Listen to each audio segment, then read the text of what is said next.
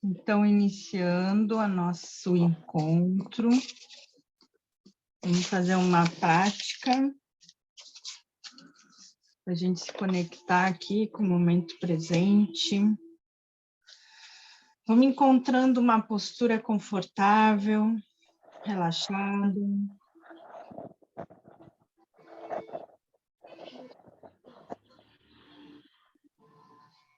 Que tu te sinta bem.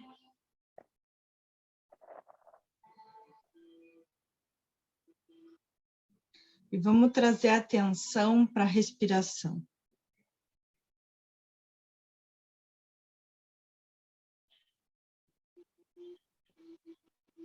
Perceba o movimento do ar entrando, do ar saindo.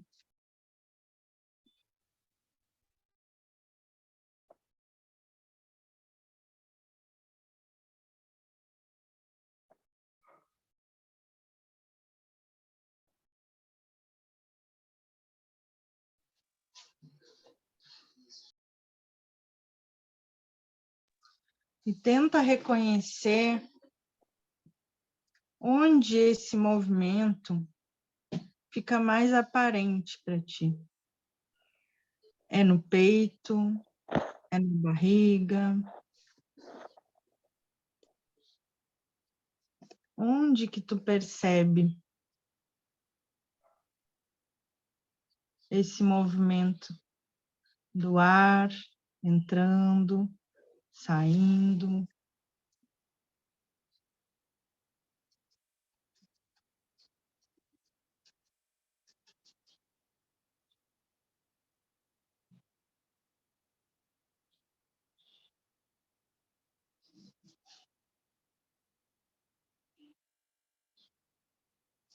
E traga para o teu corpo esse movimento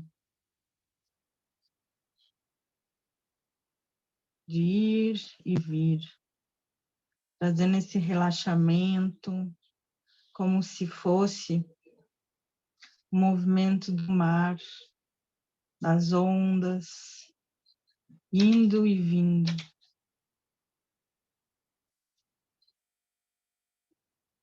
Relaxando e nutrindo teu corpo através da respiração.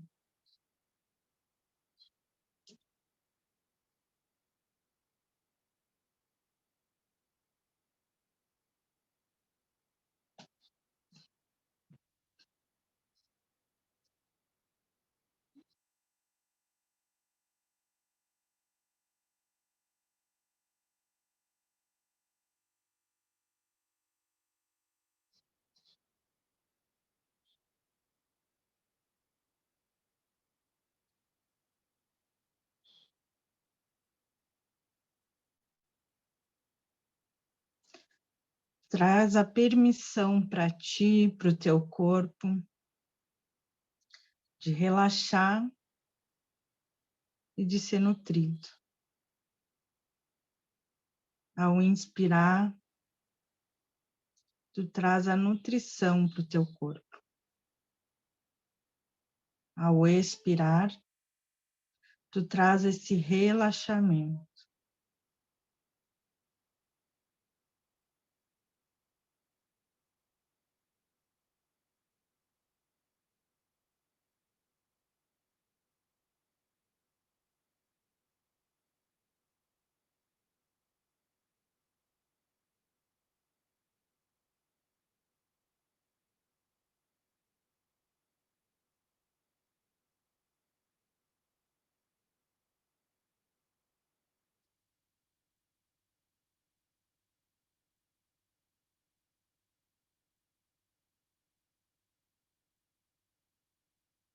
Agora,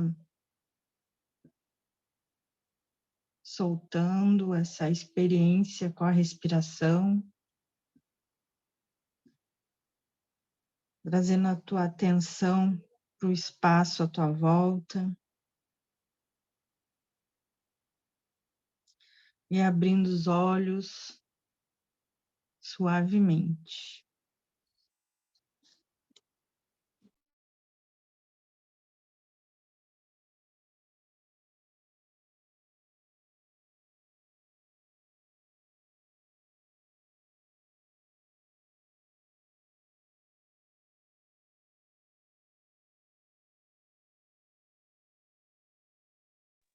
Alguma percepção dessa prática que vocês gostariam de compartilhar?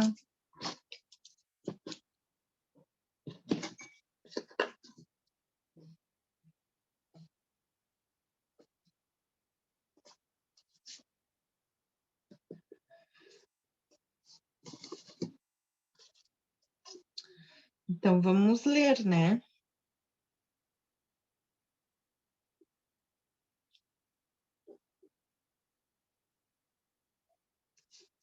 Então, paramos na página 93. Raiva e justiça social.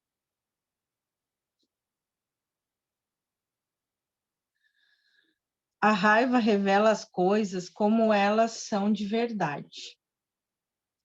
Isso nos permite ver quando estamos sendo discriminadas ou tratadas injustamente e lutar contra isso. Se mulheres não ficam com raiva, significa que nossas vontades, necessidades e desejos não contam. Significa que não podemos efetivamente mudar nossa situação.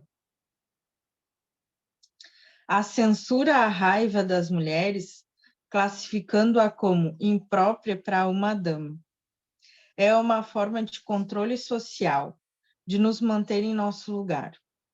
A vontade de ficar com raiva, por si só, já é, portanto, um ato político, bem como a afirmação pessoal de nossos direitos.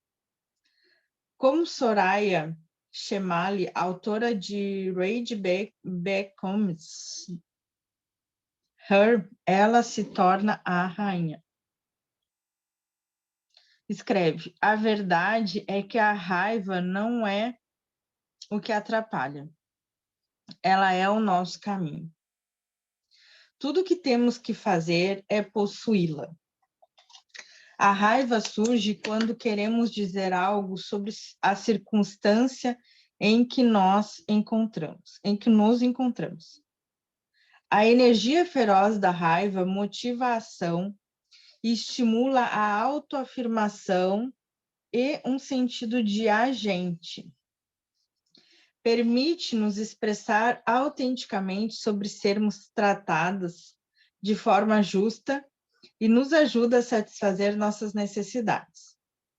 Embora a raiva desenfreada não seja útil, a sua energia pode se tornar incrivelmente proveitosa, quando devidamente direcionada e focada em sistemas injustos que causam sofrimento. Uma mulher que evita ficar com raiva pode ter menos probabilidade de falar e se opor diante de uma injustiça. Em um estudo realizado por Diana Leonard e colegas da Universidade da Califórnia, em Santa Bárbara, os pesquisadores examinaram como o estereótipo sobre a raiva das mulheres afeta o desejo de agir contra a injustiça. Mulheres universitárias foram informadas sobre uma situação hipotética. Numa aula de kickbox, com a maioria dos alunos do sexo masculino, o instrutor comenta que decidiu direcionar as sessões para treinamento de força. Depois, ele sugere para a Jéssica que considere a transferência para uma aula de aeróbica. As participantes que endossaram o estereótipo negativo sobre a raiva das mulheres, em geral, eram menos propensas a ficar zangadas, nessa situação em particular. Elas também eram menos propensas a ver essa situação como ato de discriminação ou de querer formar um grupo com outras mulheres para confrontar o instrutor de kickbox. Ignorar situações sexistas como essa significa que a injustiça não será sequer contestada. A raiva das mulheres é a chave para o protesto contra a desigualdade de gênero, motivando as mulheres a se unirem para agir. A ação coletiva, portanto, é definida como as medidas tomadas por um grupo para lutar contra a injustiça e a discriminação. Pode envolver protestos, marchas, boicotes, assinaturas de petições, votos ou denúncia de maus-tratos. Historicamente, a ação coletiva tem sido uma das formas mais eficazes para as mulheres decretarem mudanças sociais.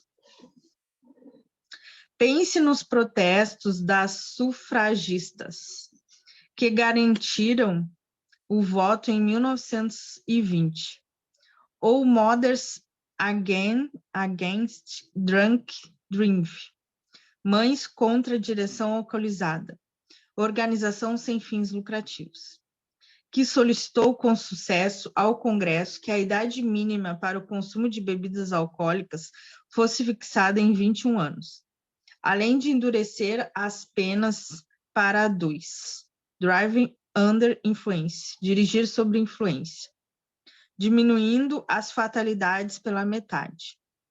O atual cenário político americano é moldado pela raiva de Rage Moms, Mães Furiosas, um termo cunhado pelos artistas Lisa Lehrer e Jennifer Medina, do New York Times, para descrever grupos de ação social movidos pela raiva, como Moms Rising, Mães com Poder. Um grupo de ação política com mais de 1 milhão de membros, ou Moms Demand Action, Mães Exigem Ação, uma organização que advoga pelo controle de armas. O movimento Black Lives Matter, Vidas Negras Importam. Foi fundado por 3 mulheres, Alicia Garza, Patricia Colors e Opal Tometi, que ficaram furiosas com a violência infligida a seus filhos, famílias e comunidade. A raiva é a bateria recarregável que alimenta o movimento pela injustiça social. E aí? Alguma percepção?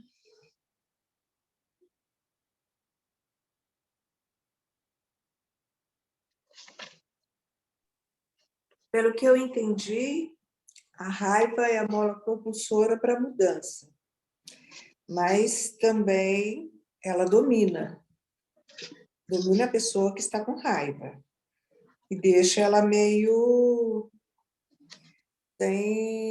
sem freio.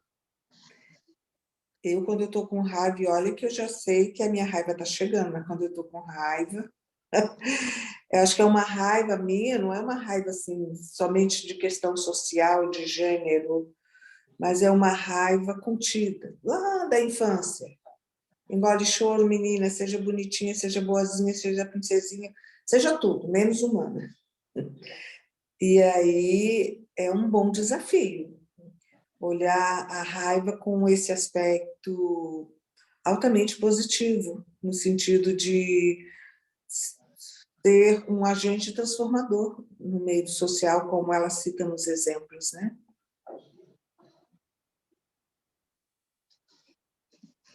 Eu destaquei justamente isso, a energia feroz da raiva motiva a ação, né? Estimula a autoafirmação em um sentido de agente. Mas pode ser como que tu trouxe, que a pessoa tá tão agente que fica reagente. Bem assim.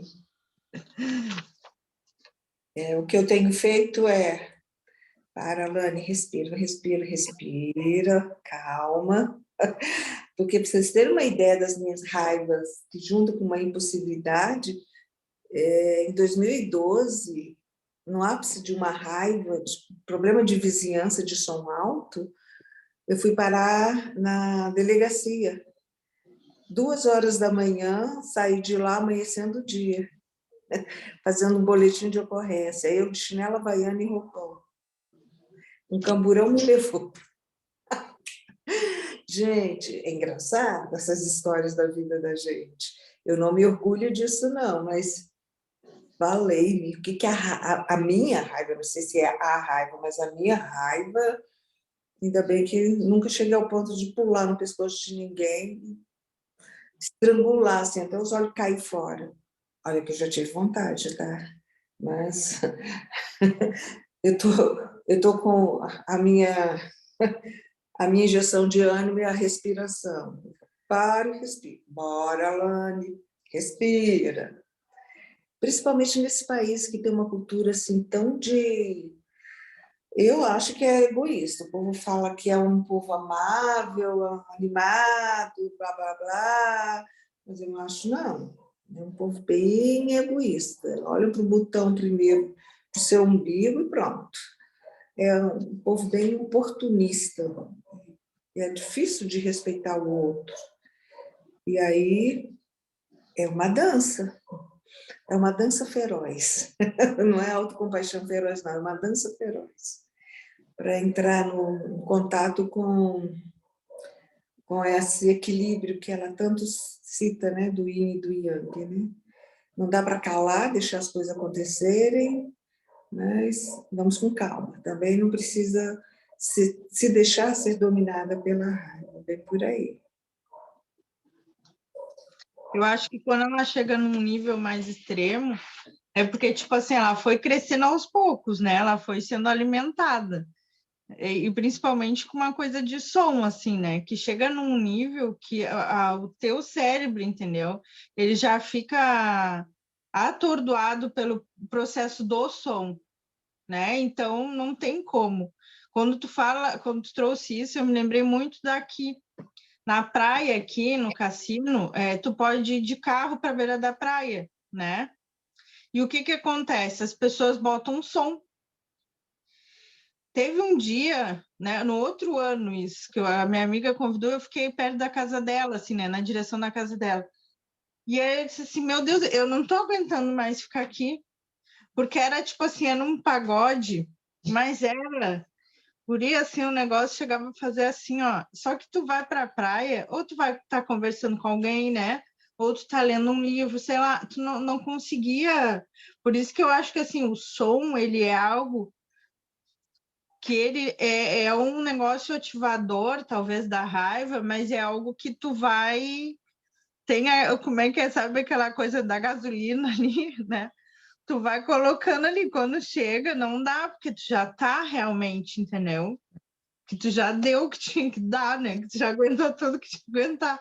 Pelo menos com o som, eu acho que é isso, né? Em outras Aline, situações é Aline, o diferente. que mais me deixa emputecida é que no condomínio onde eu moro, no estatuto, não pode som alto depois das 22. Na nossa Constituição brasileira, não pode colocar som alto por causa da vizinhança, blá, blá, blá, blá, blá. Ninguém respeita. Aí eu fico muito emputecida com um negócio desse.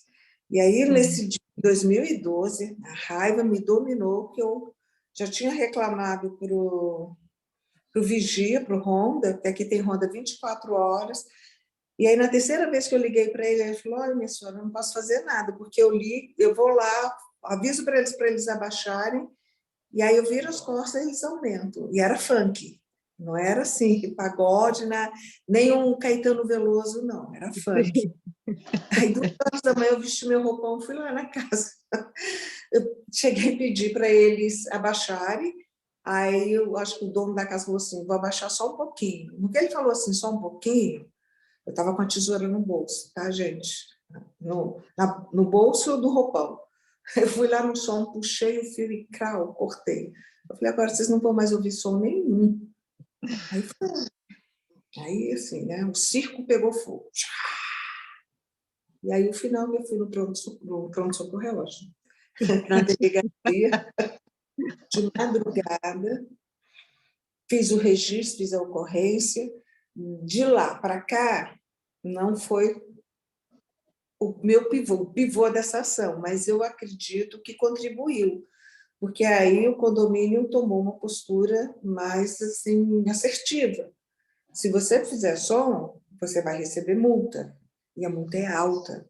Então é melhor fazer um som num local apropriado. Quer um som alto durante a noite?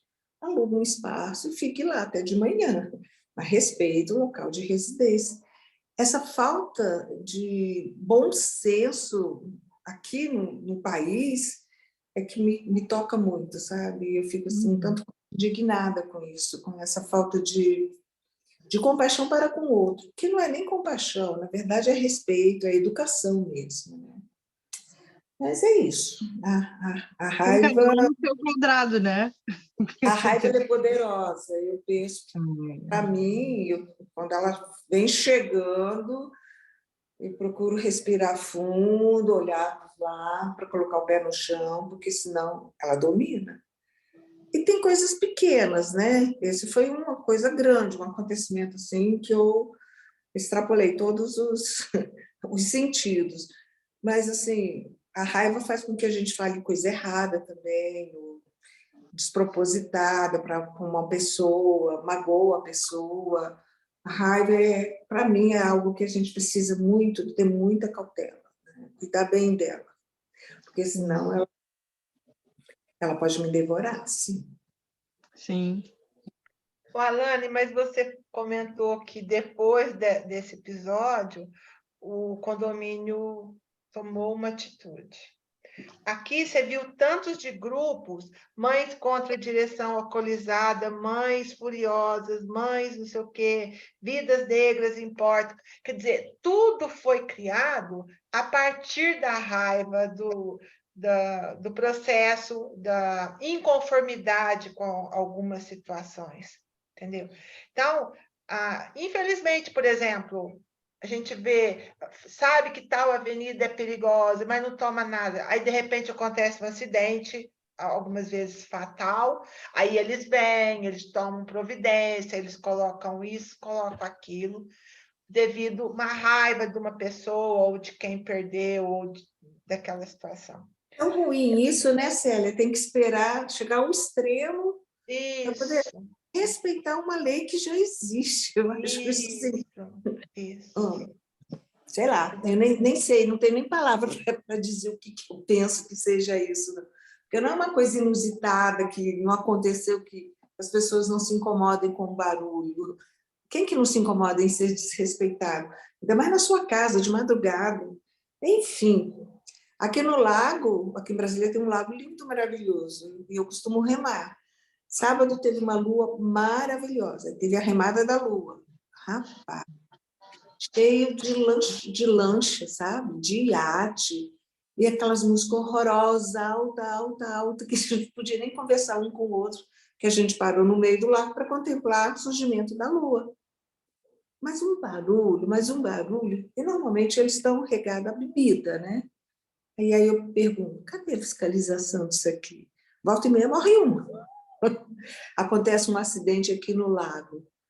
E eu já ouvi dizer, não sei se até onde isso é verdadeiro, aqui tem mais lancha e iate do que muita baía de mar pelo litoral do Brasil. Então é uma coisa muito estranha, sabe? Esse negócio errado acontecer e continua acontecendo. Não, deixa. Aonde você mora? Eu moro em Brasília, num condomínio.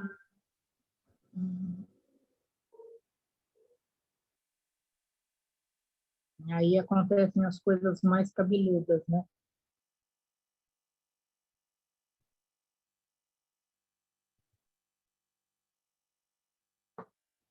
Aline, você ficou muda. Não, eu estou dizendo os políticos dos iates aí, né? Os barquinhos dos políticos. E isso tudo dá raiva na gente. Aí, tá vendo? E é uma raiva que você vai falar com quem? Eu acho que é a mesma coisa que a Ronda foi te falar. Minha senhora, eu sinto muito, mas eu já fui lá N vezes, né? Aí, quando acontece uma coisa assim de extrapolar, porque realmente eu extrapolei, você é louca, você é isso, você é aquilo outro. E para vocês terem uma ideia, eu não fugi da minha ação. Eu falei, não, agora teve um boletim de ocorrência, o som quebrou, eu repus, dei o som de volta, fui lá na administração, preenchi, escrevi a historinha todinha do que eu fiz. Aí a síndica virou para mim e falou assim, você é louca, você fez isso? Aí o subsíndico que estava lá, Não, mas a gente tem que ver que a gente tem que ter uma política da boa vizinhança. Como é que é a política da boa vizinhança? Faz o som, faz uma festa. Eu mesmo fiz uma festa para minha filha aos 15 anos de idade. Foi uma comemoração, eu chamei os vizinhos, quem quis ir foi, quem não quis ir, espera que a festa um dia acabe.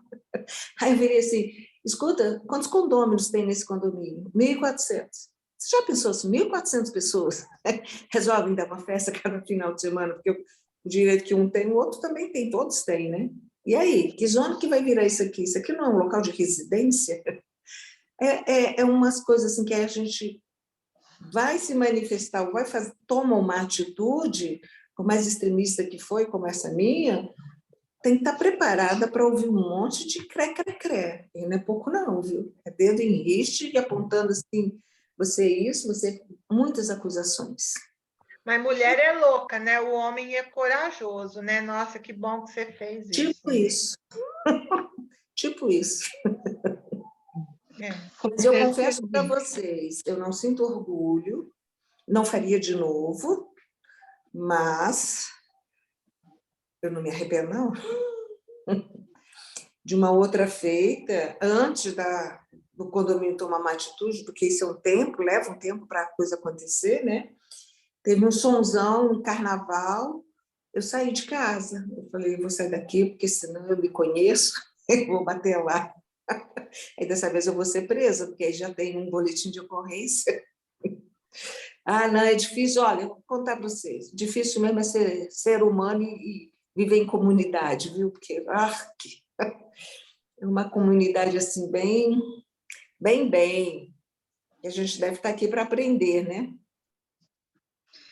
Apartamento é pior ainda, né?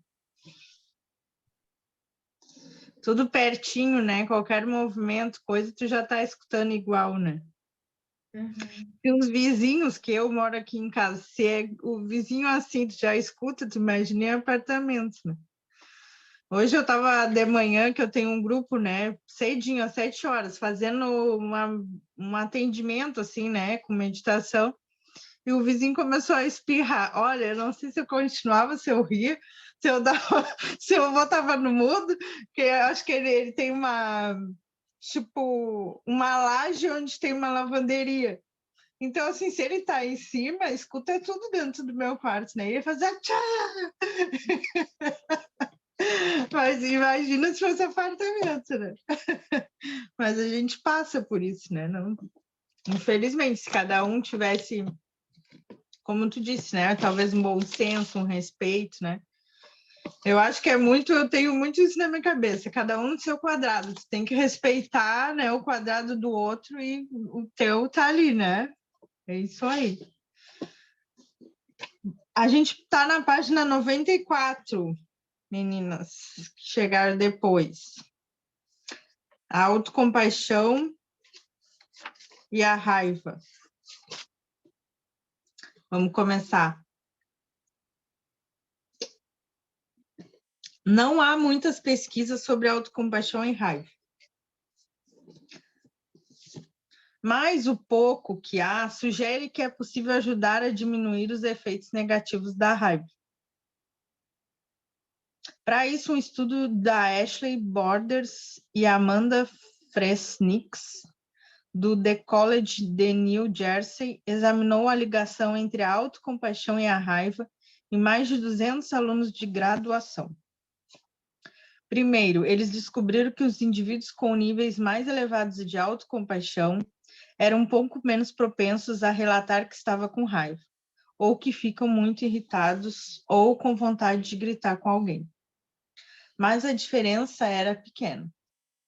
A autocompaixão não é incompatível com a raiva.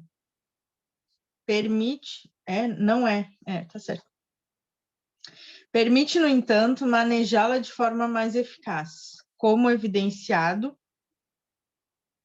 indivíduos compassivos eram muito menos propensos a ruminar emoções ou se sentir assediados pelo pensamento de raiva, pela memória ou fantasia de vingança. A autocompaixão nos permite sentir raiva sem autojulgamento ou supressão.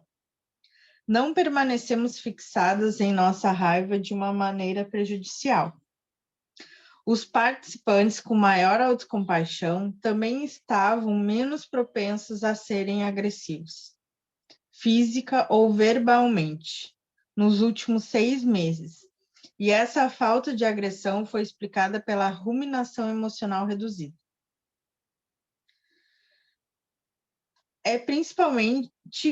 Principalmente quando somos arrastados por nossa raiva, que temos maior risco de atacar outras pessoas. Por outro lado, quando estamos atentos ao nosso sentimento de raiva e lembramos que eles são uma parte central do viver uma vida humana, podemos nos firmar sem causar danos. Eu vi o impacto transformador da autocompaixão feroz na vida de uma vizinha chamada Celeste. Uma bibliotecária aposentada, branca, no fim dos anos 60. Com 2 filhos adultos, 3 netos e um poodle neurótico, chamado Tutu. Celeste cresceu em Grand Rapids, Michigan, e foi criada com a ideia de que as mulheres devem ser agradáveis, dóceis e complacentes, sorrindo o tempo todo. Ela e o marido, Frank, estavam passando mais tempo juntos porque ele se aposentara do cargo de gerente numa concessionária de automóveis. Frank era prolixo e cansativo. Interrompia constantemente Celeste e explicava uma situação política no noticiário como se falasse com uma criança. Mas ela nunca disse nada. Ela não queria ser megera reclamante. Com o passar do tempo, tornou-se cada vez mais infeliz. Criticava-se por não ser grata o suficiente a seu auto-julgamento, só piorou as coisas. Sua agitação acabou se transformando em ansiedade e ela começou a se sentir desconfortável em sua própria pele. Celeste conhecia meu trabalho sobre autocompaixão, pois costumávamos falar sobre isso. Ela leu um dos meus livros e estava interessada em aprender a ser mais gentil consigo mesma. Suspeitei que ela se beneficiaria com a terapia, então gentilmente sugeri ela uma terapeuta chamada Laura, que tinha sido muito útil para mim. Laura usou uma abordagem chamada Terapia dos Sistemas Familiares Internos, IFC, desenvolvida por Richard Schwartz. O IFC ajuda as pessoas a entrarem em contato com diferentes partes delas mesmas e a terem compaixão por todas. Será que ela queria o número da Laura? Felizmente, Celeste foi receptiva. Celeste disse a Laura que estava procurando terapia porque precisava de ajuda com sua permanente agitação e ansiedade. Não era apenas desconfortável, mas estava começando a impactar negativamente seu casamento. Quando Laura perguntou por que ela estava tão perturbada, Celeste respondeu que deveriam ser alterações hormonais, coisa da idade. Laura perguntou onde ela sentia a angústia. Celeste explicou que estava no seu estômago. Laura então provocou. Se seu estômago pudesse falar, o que ele diria? No início, Celeste achou que Laura era louca. Eu estou com fome? Ela arriscou, tentando não revirar os olhos. Mas ela continuou o raciocínio. E finalmente disse, estou irritada. Você pode me dizer mais sobre essa irritação? Laura lhe perguntou. Era possível que ela estivesse com raiva do marido. Não, claro que não, respondeu Celeste. Mas ela sentiu suas bochechas corarem, o que não passou desapercebido a Laura. Celeste percebeu que havia uma parte dela que estava com raiva, mas se sentiu envergonhada por isso. Quando era jovem, tinha aprendido que a raiva era ruim e tinha uma memória clara de uma das suas tias dizendo que ela ficava feia quando estava com raiva. Olha isso. Quantos anos você tinha quando ouviu isso? Laura perguntou. Celeste calculou que tinha cerca de 7 anos. Sobre a orientação de Laura, Celeste falou com aquela garotinha, a parte dela que ficou envergonhada por estar com raiva. Está tudo bem. Eu sou uma adulta agora e posso lidar com a minha raiva. Mas obrigada por seus esforços tentando me manter segura. Depois a parte jovem de Celeste relaxou. Isso permitiu que finalmente entrasse em contato mais próximo com sua parte zangada, que causava nó e ardência em seu estômago. Ao dar voz a esta parte dela mesma, Celeste ficou surpresa com a quantidade de raiva que acumulou ao longo dos anos. Sentia-se humilhada, desvalorizada e sufocada pelo marido. Ela percebeu que sua raiva, que julgava negativa, estava tentando protegê-la de ser tratada de forma condescendente, mas foi repetidamente escondida pela pequena Celeste, que estava com medo de ficar com raiva. Por meio das instruções de Laura, Celeste se familiarizou mais com sua raiva, encontrando assim um pedaço de si perdido há muitos anos. No início, a raiva da Celeste era destrutiva. Como um gênio libertado de uma garrafa, ela ficava furiosa com o marido, sempre que ele a interrompia e a desdenhava. Ela gritava e repetia todos os palavrões que ouvira nos filmes, mas nunca ousara falar. A resposta do marido foi ficar em silêncio e se retrair, o que tornou o relacionamento altamente tenso. Embora Celeste estivesse grata por estar mais em contato com suas emoções, ainda amava Frank, e o estresse estava quebrando o casamento em pedaços. Ela sabia que precisava resolver as coisas, mas também não desejava desligar suas emoções, como fez durante a maior parte da sua vida. Ao longo de meses de terapia, Laura ensinou Celeste a abraçar sua raiva e vê-la como uma amiga em vez de inimiga. Celeste aprendeu a ter conversas com sua parte zangada, ouvindo o que tinha a dizer e apreciando a energia que lhe dava. Ela deixava a raiva fluir livremente em seu corpo e conscientemente tentava relaxar quando sentia que estava em uma luta reprimindo a raiva. Depois de um tempo, sempre que Frank acionava a raiva, no lugar de gritar imediatamente com ele, aprendeu a agradecer internamente a sua raiva e em seguida direcionava para o comportamento do seu marido, e não para o próprio Frank. Ela pedia com calma, mas firmemente a seu marido que não a interrompesse e parasse de explicar coisas, a menos que ela tivesse pedido sua opinião. Eu estaria mentindo se dissesse que o casamento deles melhorou radicalmente ou que Frank aceitou a nova forma de ser da Celeste. Ele não fez isso, mas ele também não se desligou completamente.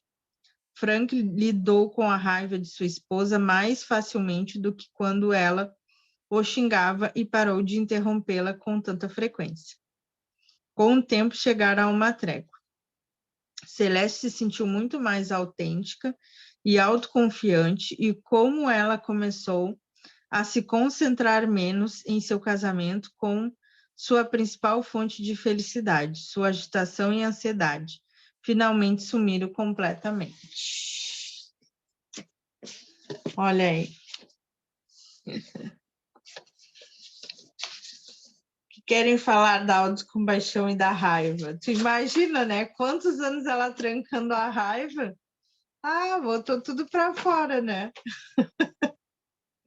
Mas foi que a Alane falou no começo, olha lá, ó, que mulheres devem ser agradáveis, dóceis e complacentes, sorrindo o tempo todo.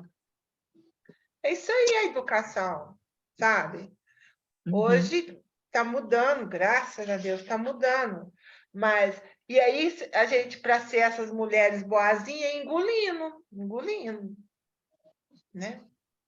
E aí vai chegando uma hora que você realmente, aí vem, né, taxada de louca, tudo, mas e o tempo que essa pessoa engoliu? Tudo, tem que né? ter, né? Tem Tudo que ter tem um que momento. ter a história, né? Uhum. Eu fiz um curso agora e ela deu uma apostila que é o Guia da Higiene Mental. Aí a primeira é meditação, segundo gratidão, todo aquele ritual. E eu achei muito interessante que ela falou, e eu tinha muito disso, que bom que eu estou falando tinha, né? Que a questão eu tava, sempre que acontecia algo que me mexia na minha estrutura, que eu não gostava, tal, ai meu Deus, que vontade de conversar com alguém, ai, com quem que eu vou conversar? Essas coisas, né? Aí nesse guia ela colocou lá que seria muito bom você escrever, para você. Aí eu pus meu caderno de acolhimento. Então, toda vez que eu estou sentindo uma raiva, alguma coisa que aconteceu, alguma coisa que eu não concordo, alguma coisa, eu vou lá nesse caderno, escrevo, eu relato tudo, sabe? Gente, eu saio do caderno tão mais leve, sabe? Porque eu também fui educada para reprimir isso, para não engolir o choro, sabe? Que não é nada bom. Então, isso ajuda muito, muito, muito a gente estar em contato, permitir sentir, mas, ao mesmo tempo, ter com quem, no caso, escrever, né? Uhum. E colocar para fora, né? O escrever, né? Isso. Tem um filme na Netflix que chama O Castelo de Vidro. Não sei se vocês já assistiram. Ah, já assistiu. Maravilhoso, eu estou lendo o livro. Eu vi o filme, apaixonei, estou lendo o livro. Isso. Ela é uma escritora, né? Ela tinha até vergonha de contar a história dela, tudo, né? E aí essa psicóloga que eu faço curso com ela fez até uma live maravilhosa para fazer as colocações, sabe? Depois eu posso colocar a live lá no grupo, Alane, para você ver assim, as discussões, sabe? Foi muito boa. Que é isso, tem coisas que a gente engole muito tempo, a gente tenta segurar a bexiga no fundo da piscina para não mostrar, e aí só a coisa vem, né? É muito legal a gente ter hoje em dia esses filmes, o livro, tudo, para mostrar para a gente que esse engolir essas raivas só é prejudicial, né? E a gente vai aprendendo a lidar, né, com as coisas, né? É, isso. Com as coisas que ativam isso, né? Isso. Hoje mesmo eu fiquei com muita raiva, assim, sabe, no trabalho, que a médica entrou e fechou a porta, eu disse, tá lá, vem. E ela disse assim, que uma paciente disse que não voltou. Eu vi ali no prontuário que ela não veio no teu atendimento. E ela disse que não veio mais porque tu não pesa ela. Tu não vê as medidas dela. E eu assim, né? Porque assim, toda vez ela vem com essas falas assim, sabe? Só que assim, ela é uma pessoa que ela tem problema de peso, entendeu? Ela não acredita no que eu faço, né? Aí ela estava falando e eu comecei assim, não, mas não é assim. Porque tu trabalha de uma forma diferente. Eu disse, no meu primeiro atendimento, eu falo só de alimentação, eu não falo que eu faço auriculoterapia, eu não falo nada disso, eu falo de alimentação. E aí eu vejo como é a pessoa, né? Se ela é mais receptiva, se ela não é, e eu vou conduzindo. E aí aquilo foi me dando uma raiva, porque, tipo assim, ela estava focando que a pessoa não foi por causa do peso. E eu disse assim para ela, aí teve uma hora que aí eu fui falando, entendeu? Porque geralmente eu fui só escutando. Deixa ela falar. Porque ela tá sempre trazendo essas coisas, eu digo, não, aí eu fui falando. Eu disse assim, sabe o que é? Eu já atendi ela várias vezes. E a gente chegou num ponto que ela abriu, que ela teve um abuso. E aí a gente estava trabalhando com as outras ferramentas, né, com as terapias integrativas, essa parte. E ela não veio mais. Eu disse para ela, eu encaminhei ela para a psicóloga também. Encaminhei ela para o grupo de atividade física. Ela, eu não sabia. Pois é, então, eu já atendi ela várias vezes, não atendi ela uma vez. E com certeza ela não veio, não foi porque eu não pesei ela. É porque chegou num momento que ela não quer olhar. né? Mas, Mexeu na dor dela, né? mas aquilo ali começou a me dar um negócio assim, ó, tipo assim, cara, o que que tem a ver, entendeu? Garanto se fosse uma psicóloga, ela não ia perguntar, por que que tu não aplicou o VISC lá, né? Por que que tu não fez não sei o quê, né? Não, mas a nutrição que não prescreve uma dieta restritiva, parece que a gente não fala de nutrição, né? De alimentação, de, enfim, né? Mas eu fiquei bem assim, sabe? Mas só que assim, ó, a gente não pode ser a boazinha que fica escutando tudo, né? Mas também não pode ser a reativa, né? Mas eu fui colocando para ela, mas isso aí é o tempo, né, que vai trazendo para a gente, né? O tempo de lidar com as coisas que vão surgindo, digamos assim, porque é muito fácil isso, tipo, tu querer ficar muito quieta ou muito reativo, né? Mas hoje eu fui ativada aí com a raiva também no meu trabalho, né? Mas aí vem a mesma coisa que a Alane falou, se você não colocar isso para fora, não respeitam, não respeitam. Peraí, é meu trabalho, sabe? Como assim? Vai entrando e fechando a porta. Mais do que o desrespeito, é a doença que a gente pode desenvolver, né? Eu tenho gastrite, eu tenho uma anemia perniciosa, olha que nome. E aí, agora eu sei que é dessa angústia, dessa raiva que engole, engole, engole. Então, de novo, o desafio é aprender a lidar com essa raiva. Porque na escola, em casa, na família, quem dá birra é menino sem educação, é menino que precisa ser punido, castigado, e tem os olhares que a gente precisa enfrentar no meio social. Não é que seja complicado, eu encaro isso como um bom desafio. Então, é cuidar para que esses sentimentos, essas emoções também transformem numa doença. E, às vezes, pode ser uma doença degenerativa. O que eu desenvolvi de doença autoimune, eu tenho consciência que foi ao longo da minha vida, sem saber, totalmente desconhecimento de como me colocar, não é nem como me impor. Eu não gosto dessa questão da imposição, porque me chega como assim, eu estou desrespeitando o outro, né? Eu estou empurrando o outro. Não, é saber se colocar, um diálogo de uma pessoa civilizada. Não precisa ser amorosa, não precisa colocar doce nas palavras, não precisa florear as palavras, mas assim, de uma posição civilizada, né? De olhar o outro, entender a posição do outro. E nesse caso da Aline, é respirar fundo. Se a mulher chegou, entrou, a mulher, né? Entrou no consultório, já fechou a porta, ela já estava um tanto quanto alterada, né? E aí é muito cuidado e muita atenção para lidar com o outro nesses momentos. Porque já está, assim, uma situação meio caótica e um tanto quanto já inflamada, né? De humores não muito acalentados pela tranquilidade da rotina, enfim. É desafiador. E daí a importância dessas leituras e das trocas de ideias, né? Porque o meu vício hoje em dia é ler.